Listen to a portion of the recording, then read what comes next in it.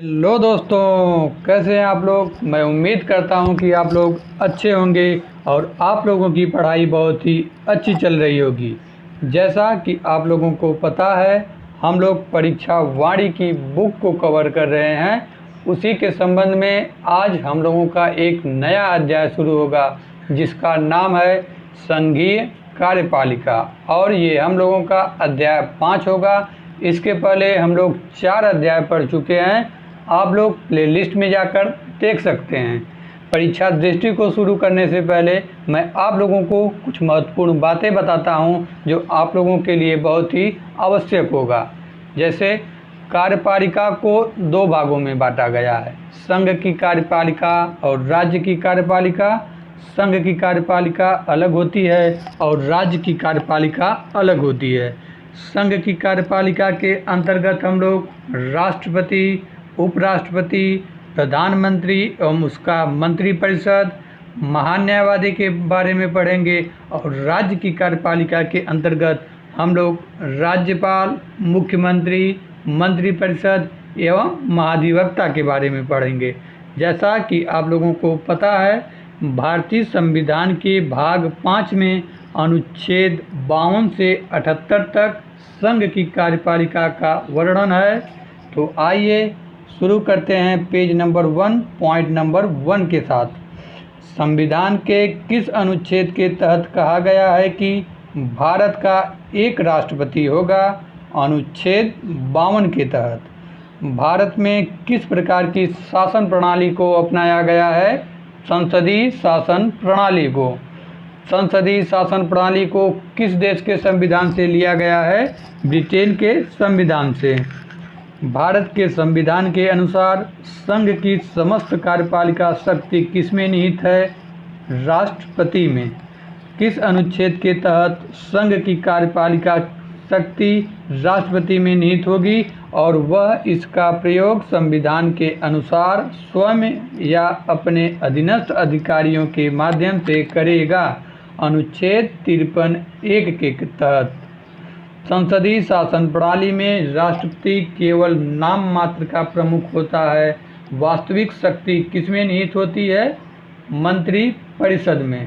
भारत के राष्ट्रपति की संवैधानिक स्थिति किस देश के राष्ट्राध्यक्ष के समान है। इसका उत्तर हो जाएगा ब्रिटेन के। संविधान के किस अनुच्छेद के तहत राष्ट्रपति पद की योग्यताएं विहित की गई हैं। अनुच्छेद 58 के तहत। राष्ट्रपति पद के लिए उम्मीदवार की न्यूनतम आयु कितनी निश्चित की गई है। 35 वर्ष। राष्ट्रपति पद के लिए उम्मीदवार की अधिकतम आयु कितनी होनी चाहिए। अधिकतम आयु की कोई सीमा नहीं है।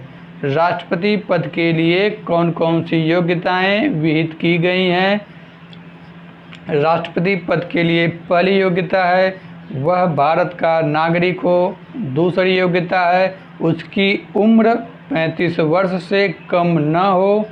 तीसरी योग्यता है वह लोकसभा का सदस्य चुने जाने की योग्यता रखता हो। भारत में राष्ट्रपति का निर्वाचन किस प्रकार से होता है। अप्रत्यक्ष रूप से। अप्रत्यक्ष रूप से तात्पर्य है जिसमें जनता भाग नहीं लेती है। प्रत्यक्ष का मतलब है जिसमें जनता सीधे भाग लेती है। राष्ट्रपति के निर्वाचन मंडल में कौन कौन शामिल है। संसद के दोनों सदनों के निर्वाचित सदस्य तथा दिल्ली, पुदुचेरी तथा जम्मू कश्मीर केंद्र शासित प्रदेश की विधानसभाओं सहित सभी राज्य विधानसभाओं के निर्वाचित सदस्य। ध्यान देने वाली बात यहाँ पर यह है कि राष्ट्रपति के चुनाव में केवल और केवल निर्वाचित सदस्य भाग लेते हैं। दिल्ली और पांडिचेरी संघ शासित राज्यों की विधानसभाओं को राष्ट्रपति के निर्वाचन मंडल में किस संविधान संशोधन द्वारा शामिल किया गया है। 70वें संविधान संशोधन अधिनियम 1992 द्वारा। संविधान के किस अनुच्छेद के तहत राष्ट्रपति के निर्वाचन की रीति दी गई है। रीति अर्थात प्रक्रिया दी गई है। अनुच्छेद 55 के तहत। आइए नेक्स्ट पेज पे हम लोग आगे बढ़ते हैं। अनुच्छेद 59 के अनुसार राष्ट्रपति संसद के किसी सदन अथवा किसी राज्य के विधानमंडल के किसी सदन का सदस्य नहीं होगा, किंतु यदि संसद के किसी सदन अथवा किसी राज्य विधानमंडल के किसी सदन का कोई सदस्य राष्ट्रपति निर्वाचित हो जाता है तो किस स्थिति से यह माना जाएगा कि उस सदन में उसने अपना स्थान रिक्त कर दिया है। राष्ट्रपति के रूप में पद ग्रहण की तिथि से।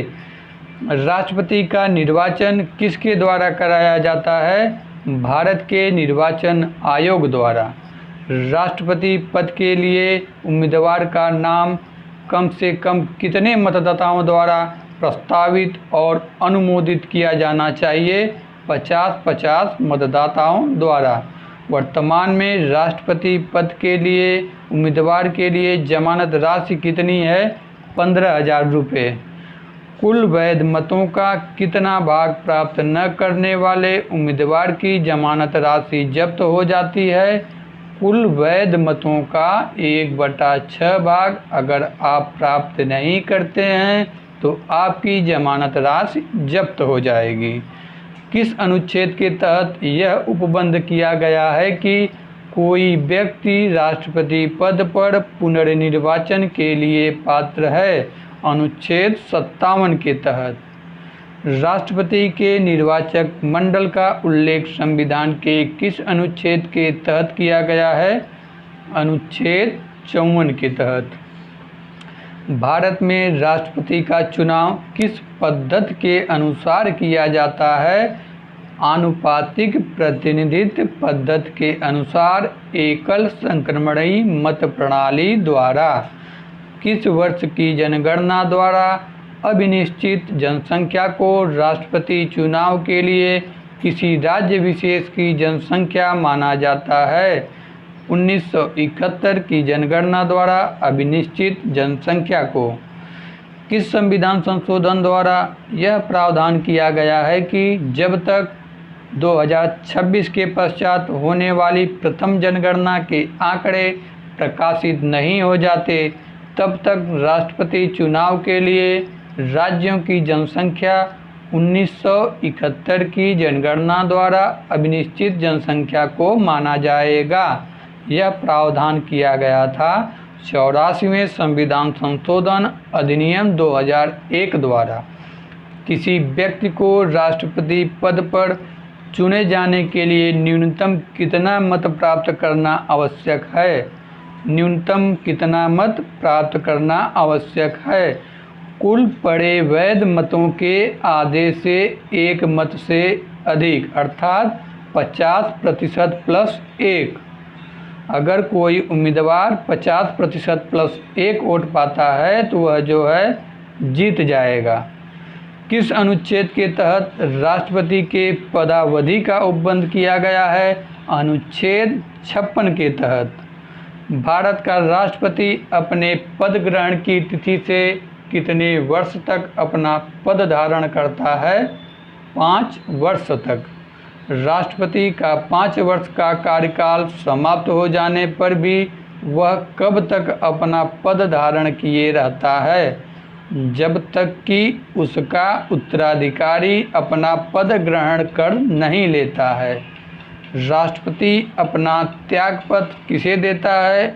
उपराष्ट्रपति को। उपराष्ट्रपति राष्ट्रपति के त्यागपत्र की सूचना तत्काल किसे देते हैं? लोकसभा अध्यक्ष को। जब राष्ट्रपति का पद मृत्यु, त्यागपत्र, महाभियोग या किसी अन्य कारण से रिक्त हुआ हो तो उसे भरने के लिए चुनाव अधिकतम कितने समय के भीतर करा लिया जाएगा? 6 माह के अंदर।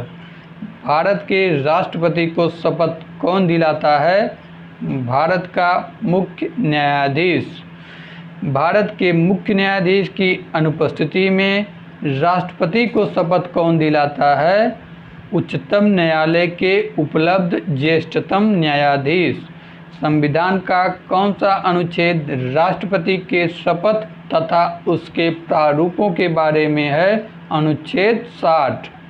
राष्ट्रपति पर चलाई जाने वाली महाभियोग की प्रक्रिया संविधान के किस अनुच्छेद में दी गई है? महाभियोग की प्रक्रिया संविधान के अनुच्छेद 61 में दी गई है।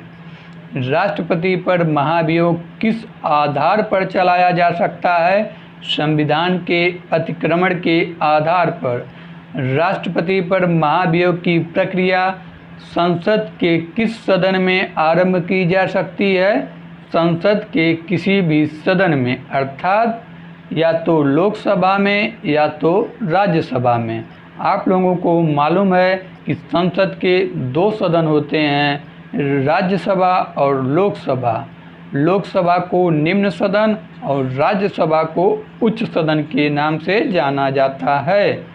राष्ट्रपति पर महाभियोग का प्रस्ताव लाने के लिए संसद में आरोप पत्र प्रस्तुत करने के कम से कम कितने दिन पूर्व उसे लिखित सूचना देना आवश्यक है?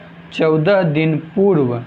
राष्ट्रपति के निर्वाचक मंडल में शामिल कौन से सदस्य उसके विरुद्ध महाभियोग की प्रक्रिया में भाग नहीं लेते हैं? दिल्ली व पुदुचेरी सहित सभी राज्यों की विधानसभाओं के निर्वाचित सदस्य। ऐसे कौन से सदस्य हैं जो राष्ट्रपति के विरुद्ध महाभियोग की प्रक्रिया में भाग लेते हैं किंतु उसके निर्वाचन में भाग नहीं लेते हैं? संसद के दोनों सदनों के मनोनीत सदस्य। राष्ट्रपति पर महाभियोग का प्रस्ताव संसद के दोनों सदनों के कुल कितने सदस्यों के बहुमत से पारित होना चाहिए?